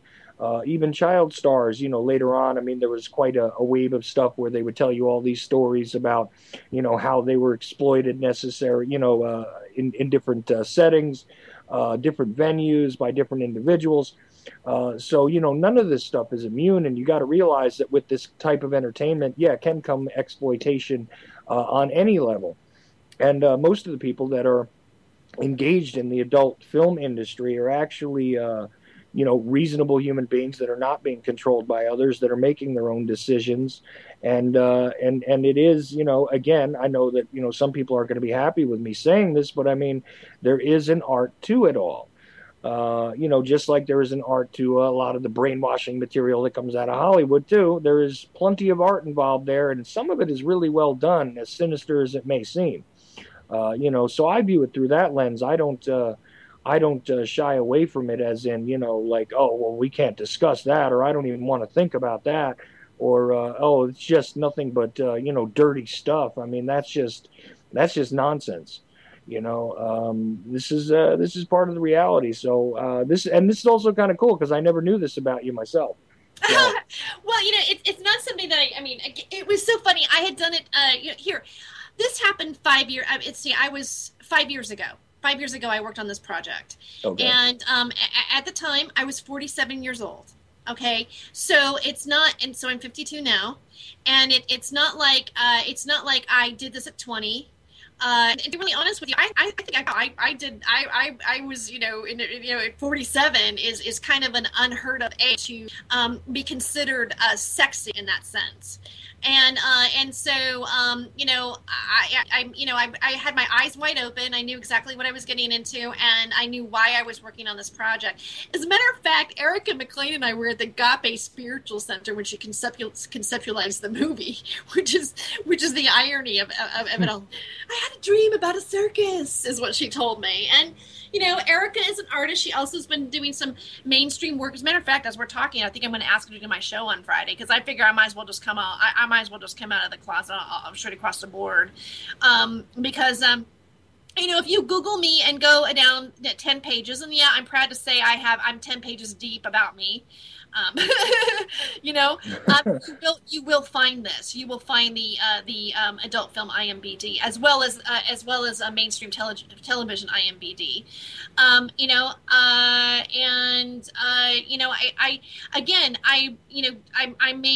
probably going to be quite controversial for some people, and they're going to still say some negative things, but they probably would say negative things about me anyways, and they do. So, exactly. They're going to seize upon something, Terry. I mean, look, I've looked at some of your stand-up, and people that want to pick things apart and want to pick a fight with you could pick fights with you over stuff you said on stage. They can obviously attack you regarding your attitude concerning hemp and marijuana. After all, you're just now. You're a druggie. Right. You're in a porn film. You got a dirty mouth. Blah blah blah blah. They could just go on and on with Right. their really vapid moral attacks. So and I guess I never did go to that 10th page because I never saw this. But yeah. Well, a lot of people don't. I've done other shows. I did the free speech show. One of the shows was. Unfortunately, the footage didn't. They had a sound difficulty, but I did a performance where it was sex in the 21st century, and I revealed it. I've done spoken. I've tried out material on it. I've talked about it on other radio shows. This really, some of this is not necessarily a new subject matter. It is a new subject matter to the truth media.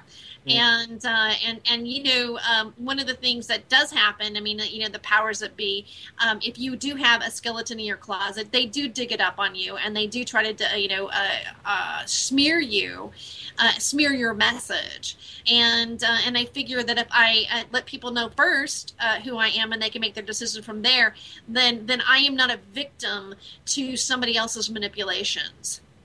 Exactly. And besides that, own it. I mean, it was just an artistic endeavor. It was one of many for you.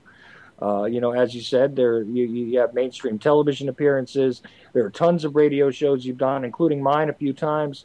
You've done regular terrestrial radio appearances that I believe I've heard as well. There's videos of you doing stand-up on YouTube, plenty of it. It's just part of one of the things that you did, and it's nothing to hang your head about as far as I'm concerned. So, I'm hoping my audience takes the same attitude. But, if they don't, well, just like I said to other people that wanted to turn my show off for one other reason or, one reason or another, go ahead.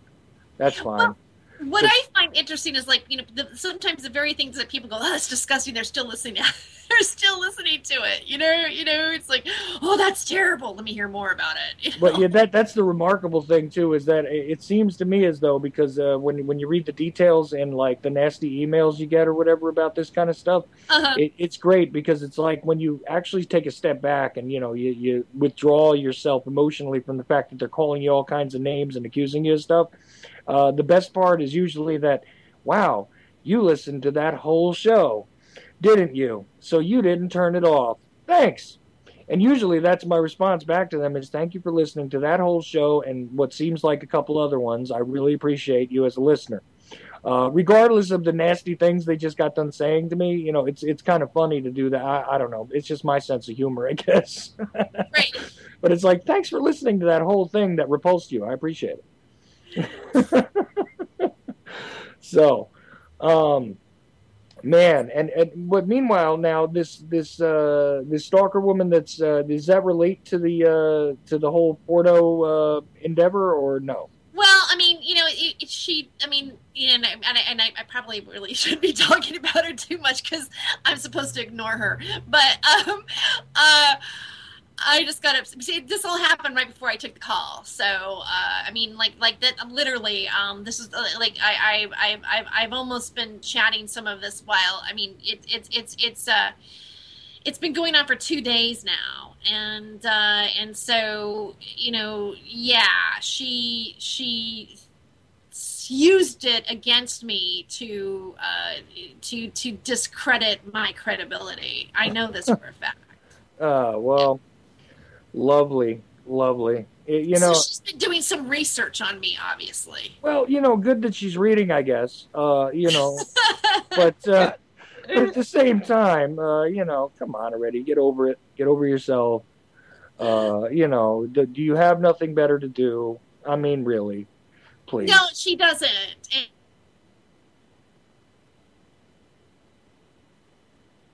And she, it's kind of a stalker thing. Yeah, and then James, and then so we're all getting stalked right now, the three of us. And it has, and it's happened. The Stephen and James Wright and I have really literally only like hooked up in a physical way. I'm not saying that way, but I mean, that sounds terrible. So we don't mean that there's going to be a new pornographic film featuring the three of you in any way, shape, or form. What we mean is... because... You were physically in the same place with these. You were physically in the same place with these two gentlemen. Is what happened. Right. Okay. Because before that, I mean, I didn't even know James before that. But Stephen and I, of course, knew each other because of Revolution Radio. But I didn't see him in person until I moved down to Los Angeles, which has literally. Let me see. I got into town on August 16th, so it is September 30th. We're talking 6 weeks, and then James moved to the same city that I was staying at temporarily, and the three of us kind of started to pal around and do things together and do creative things together, like going to film at the Getty Museum, and now we're the real Freemasons of Hollywood, and then literally this party was just born like 2 weeks ago, or maybe now we're going into it's 3 weeks maybe now. Well, it's got to be about 3 weeks because about 2 weeks. Yeah, because about 2 weeks ago we're stalked, Jason. And James has woken up with a space beaten. So I don't know what's going. It's just a little weird today. It's a little bit weird today. Well, let me interject this because I stayed in California for a couple of months in my lifetime. And I got to say that it could just be, part of the symptomatic thing that is out there. Because I'm telling you, I don't know if you can feel it, but for me, when I was in California, especially in the Los Angeles area, man, oh man, it just seemed like it was not part of this country or planet. In fact, I take the same swipe at New Jersey, which is where I lived most of my life too. That is quite alien as well. So, it could be a combination of you're actually getting out a message that is evoking a response. It could also be that you're just kind of surrounded by weirdos, and therefore, and it happens. And look, and I don't like to pass judgments on people, but some people are just effing strange, man. They just are. And I saw a greater, commune of them, let's just say, in Los Angeles than I did any other place in the world, quite honestly. Now, strange nexuses and odd supernatural things, well, that would be from the state I was born in, New Jersey. That was the greatest concentration of that kind of stuff. But sort of kooky people do seem to gravitate to the West Coast, in my opinion. And I'm not saying that you're kooky. I'm not saying that everybody out there is. But their numbers are a little greater there than elsewhere, I think. So that may be part of the equation. And I know I'm laughing about it. That are doing some of the stalking are not the main stalkers don't live in California. Oh, good. But I mean, so like, yeah, this is all, this is all outside through. I mean, they're coming to us because because of the media that we're doing. And in some ways they are associated with this media. So there's definitely kind of a fringe element of I'm learning of what is going on. And again, Stephen and James and I, we went to the Getty Museum, which that's his whole story about the underground city and the elite and their homage to themselves. And so I think that I noticed some weird stuff right away after we had posted pictures and, showed a presence of talking about or exposing what this was going on, Which we talked about your visit to the Getty Museum a couple of weeks ago on here, actually, when Stephen came on the show for the first time. And then I followed it up, actually, by having him on for 2 more hours on Saturday just to kind of, really go for a general picking of his brain, and was really cool. He was actually on that show that I arrived with you on not too long ago as well. Um, Oddly, Roger has jumped back into the I conversation know, here. but he said he doesn't. Well, if you want to come join us, Roger, come on in. We Absolutely. can he's wearing a red hat. All right. All right. I'm shutting my camera off. Okay. I just got done having a conversation with the founder of Moms Across America, which is a very large organization that pushes back against genetically modified foods and the biotoxins that are poisoning their children. Very, very large grassroots organization. And we have just partnered up with them. So I am in a very, very great mood because moms can be much more effective activists and they can growl a whole lot louder than men can on a lot of occasions, especially where their children are at risk. And in this case, they firmly believe, so rightfully so, that they are. So that's what I've been doing while you guys were talking. That is great, Roger, and it's definitely one of the core issues that affects us all. And dead on again, of course. Regarding, yes, it is usually the mother of any sort of creature, and I don't care what we're talking about, whether it's lions, dogs, They'll kitty protect their cats. young to the death. That's exactly right. So you have just interjected a whole lot of serious passion into things if you brought Oh, them into the fold. Yes, sir. I'm even going to have the founder of that project doing a radio show in about probably 6 weeks. We'll start worrying about that, Terry, because right now she's working on a huge petition, and in the first couple of days, the petition has already got 70,000 mothers to sign it in the first 3 days. Wow, and just throw this out there too. I would be more than happy to have her on to discuss her organization, the petition, everything, as well. So regardless of when she gets her own radio show running, or if you're going to do one with her, Roger, with you hosting, whatever, just keep me in mind for it too, because I would definitely love to hear about that. I will talk to her, and we will see if we can't make that arrangement. Of course, that would probably go through Terry, since when it comes to the media department of the Liberty Beacon Project, Terry is my boss. I totally forgot to mention that. I was mentioning her blog, and I got lost on this whole other story. And yes, the director, what is your technical title? I always think of you as like the communications director, actually, but that's not your exact title, is it? Terry.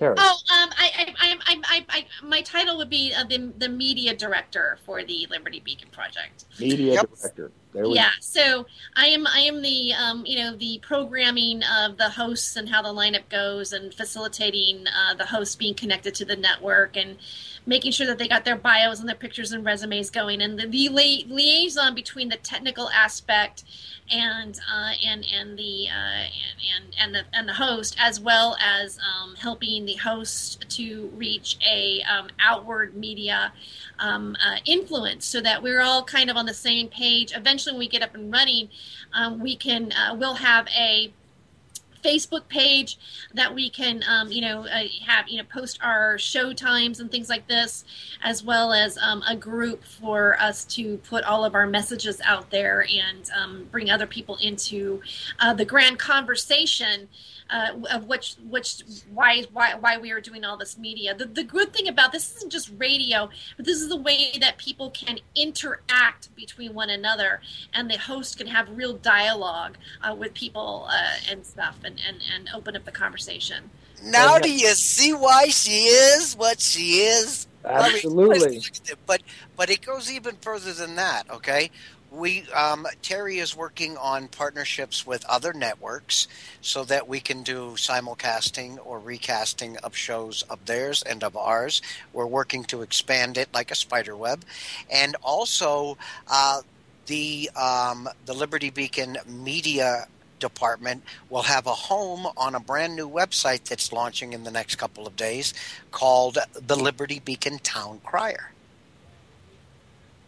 Yes, There yes, we it go. will be a. We did That's do our a beta media site. run. Yep. Yeah, which pretty we were all on it. You and Charles and I we all spoke there, which was great. Yes. Yeah. And that allowed us to find out, as I said earlier, the we stressed it. We found out exactly how much we could do in each direction, so that going forward we could plan things around. If again, I'm a very technical person. I grew up as a computer systems engineer and a military hardware systems engineer, and you stress test everything before you put it in the field, because the last place you want it to fail is when you're depending on it not to fail. So the stress test, I thought, Terry, was pretty good. How about you? It was good. It was good. Yes. Yeah, I think it went fairly well. I mean, we did have like a sound card issue that needs to be replaced and this and that, but that's what the stress test is all about. That's a fact. Find Yeah. out now. Best to Yeah. find out now. Yeah, so it was really productive. It was real exciting. It was exciting for all us to, it's like, it's like the beginning of something great, and we can sit back and go, yeah, this is how it happened. This is this I was there, and it's always exciting to be part of that kind of synergy, because who knows where this is going to expand to in the universe, all this information from all these great hosts that have something to say and something to share as on that level. Right, and most directly for my listeners, just in the last couple of minutes, of course, every Tuesday night has been pretty much, it's been Terry who has brought me the people that you guys have been listening to on Tuesday nights. Except for Roger, I got to say, Roger and I would have probably been talking anyway, probably not as often, but Well, Terry has again. I tell each one of the directors of every department, and Terry will confirm this, within this project, that they are in fact the leaders and the directors of that. So if Terry was to call me up next week and say, I've got someone else I'd rather have on the first hour, that will be a decision she makes, and I will not question her. I've just been lucky enough up to this point that she's allowed me to come on every week. Oh, right. Yeah. We've got to get some of the other hosts in here on a definite rotation again. So we have had some pretty good people coming in. I think, though, on the second hour. So. Oh, absolutely. Leslie Carol Botha was one of the more memorable ones, obviously. Yeah. Oh, she's memorable to anybody. That woman is a walking stick of dynamite. My God, she has a powerful way of delivering things. Oh yeah, actually, I've been dying to get her for a 2-hour piece. Personally, because I think we could easily go 2 hours, and I could probably another one of these situations where I could probably fall asleep during my show, but I won't. Hold on a minute. Aren't you an active part of the Liberty Beacon Project at this point? Yes, sir. Haven't I told you over and over again that once you're a part of this project, every asset within the project becomes your asset? Yes, you have. Why don't you get a hold of Carol and ask her to do a show with you? I'm sure she'd be delighted to. You know what it is? Because of all the stuff that's going on right now, I'm not pushing anybody to do anything because I want everybody to be as focused as they can be on their particular parts. That's the honest thing. Like, I would rather step out of the way, but as soon as I think things are settled down a little bit, you're going to see me probably approach some people like that. Because very good. And as I told you guys before, I mean, I do want to also end up talking to Dr. Wakefield, because he has been somebody I've wanted to speak to for years. And you need to talk to Dr. David Lewis. Yeah, My God, the stuff he has to say. Oh, absolutely, and I'm looking forward to being able to do that as well. And hint, Terry. He will also be doing a show probably within a couple of months, because he's working on a special project for us right now. But once that project is done, Dr. Lewis will also be doing a show on the Liberty Beacon Network. Absolutely. And just in case anybody forgot, because we're just about out of time, you are listening to UCY.TV radio.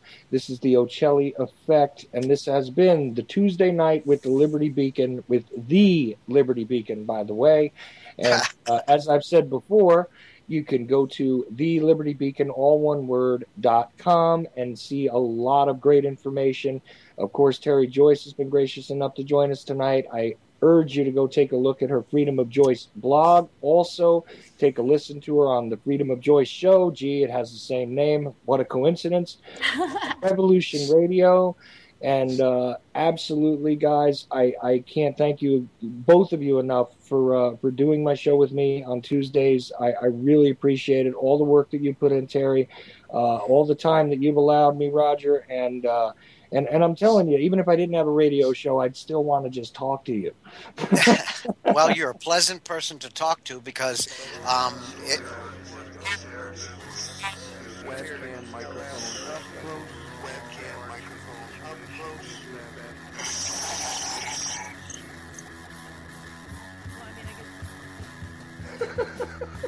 At the age of 19 in 1962, she was See, but I have the files.